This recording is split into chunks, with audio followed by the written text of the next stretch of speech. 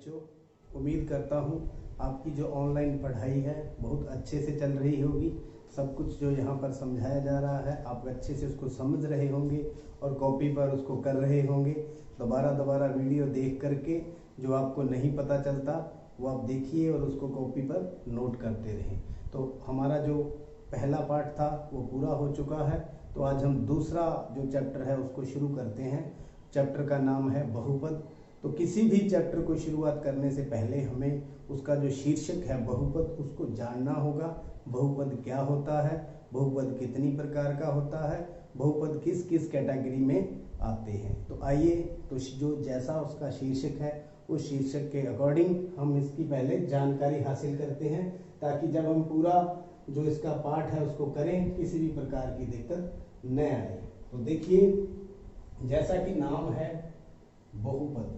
बहुपद मीन्स बहुत पद। सिंपल सी बात है, बहुपद मीन्स बहुत सारे पद। तो किस प्रकार के बहुत सारे पद?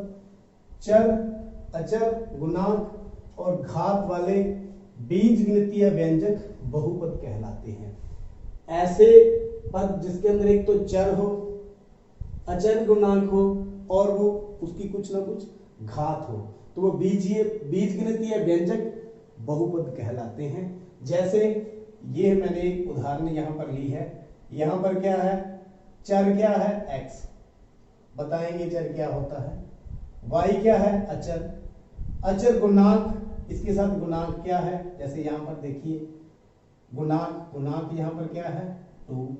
अचर गुणांक, तो ये एक बहुत सारे पद हैं। इसके अंदर 2 पद हैं, 3 पद हैं, 4 भी हो सकते हैं, 5 भी हो सकते हैं। तो उनको हम बहुपद बोलते हैं। तो बहुपद को हम जनरली px के द्वारा लिखते हैं, पॉलिनोमियल इन x, यानी बहुपद इन x।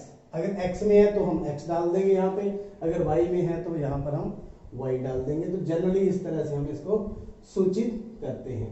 अब ये भी हमें जानना जरूरी है अब कौन से बहुपद नहीं होते, क्योंकि जब आप एक्सरसाइज करोगे इस तरह के सवाल भी आ जाते हैं भी क्या यह बहुपद है या नहीं, तो वो हमें मालूम होना चाहिए। तो कौन कौन सी ऐसी कैटेगरीज हैं जो बहुपद नहीं होते? तो पहली कैटेगरी है जिनकी घात ऋणात्मक संख्या हो। ऋणात्मक मीन्स नेगेटिव। अगर उसकी घात नेगेटिव हो तो घात की भी बात करेंगे। यहां पर घात कितनी है? -5। यहां पर कितनी है? -2। तो इसको हम बहुपद नहीं कहते, ये आप ध्यान में रखें। इसी तरह से दूसरा, जो किसी पद से विभाजित हो। जो चर से, जैसे देखो ये चर है तो वो विभाजित हो रहा है 1/x, यानी x, y, z जो आपके पद हैं, जो आपके चर हैं, जो आपके वेरिएबल्स हैं, उनसे वो भाग हो रहा हो, वो नीचे हो, बटे में हो, तो उसको हम बहुपद नहीं बोलते। एक और एग्जांपल जैसे मैं लिख दूं 7/x² + 5, तो ये है भी बहुपद नहीं है। तीसरा, जिसकी घात भिन्न संख्या हो, फ्रैक्शन में हो, बटे में हो, हम बटे में बोलते हैं। जैसे ये देखिए √x, वर्गमूल x कितनी होती है? पावर 1/2, 1/4, 1/8, 2/7, इस तरह की उनकी घात होगी तो वह बहुपद की कैटेगरी में नहीं आता। तो मेरे ख्याल में बहुपद कौन से नहीं होते ये आपको पता चल गया होगा। तो बात करते हैं चर और अचर की।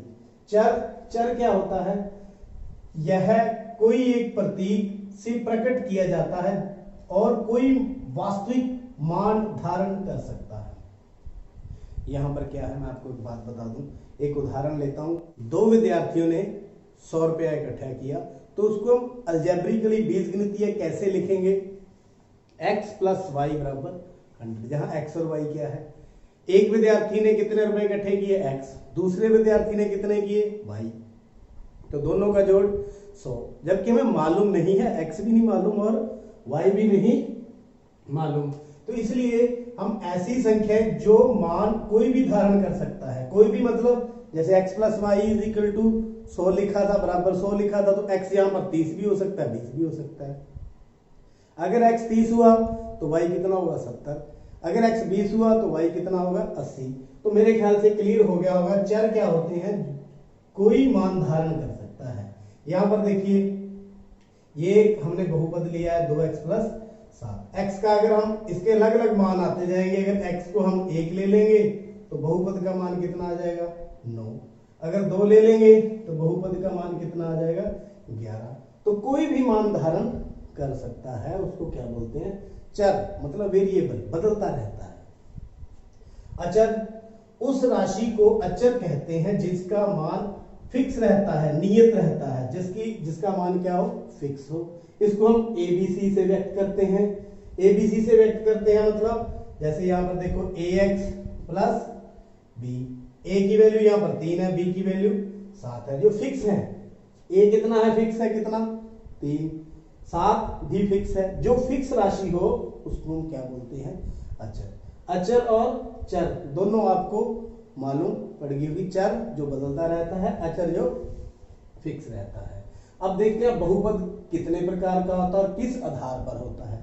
तो देखिए पद के अनुसार बहुपद के प्रकार, कितने पदों का होता है बहुपद। बहुपद मीन बहुत सारे पद, हो सकता है 1 हो सकता है 2 हो सकता है 3 हो।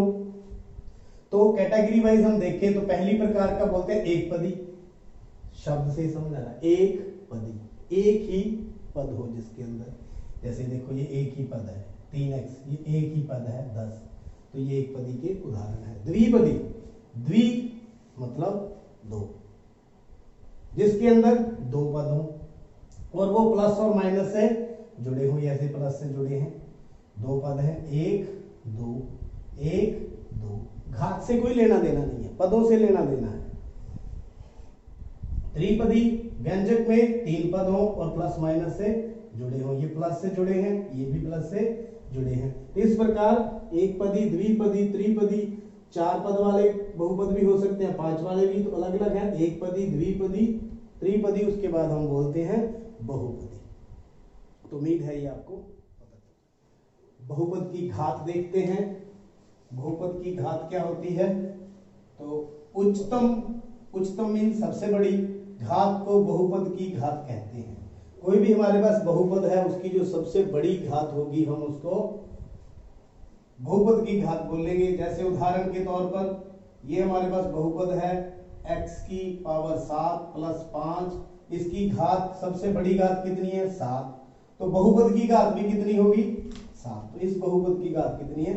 ये हमारे पास एक और उदाहरण हमने ली है x प्लस 5, यहां पर घात कितनी है 1, तो बहुपद की घात भी कितनी होगी 1। तो ऐसे उच्चतम घात को हम बहुपद की घात बोलते हैं। तो घात के अनुसार कौन कौन से बहुपद होते हैं, आइए हम उनको जानते हैं।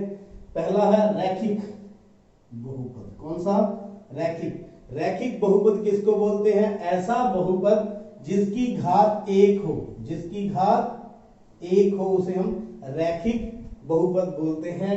उदाहरण के तौर पर x प्लस 7, यहां पर घात कितनी है 1, तो इसको क्या बोलेंगे रैखिक। एक अन्य उदाहरण हमने ली है 5x प्लस 10, यहां पर घात कितनी है 1, तो इसको भी क्या बोलेंगे रैखिक। रैखिक मतलब जिसकी घात 1 हो। ऐसे ही द्विघात बहुपद।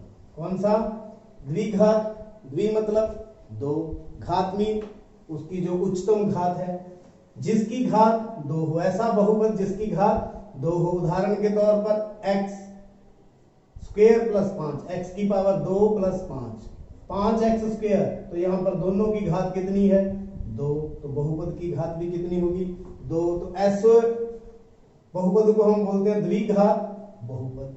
ऐसे ही त्रिघात, त्रि मीन्स 3, त्रिघात ऐसा बहुपद जिसकी घात 3 हो।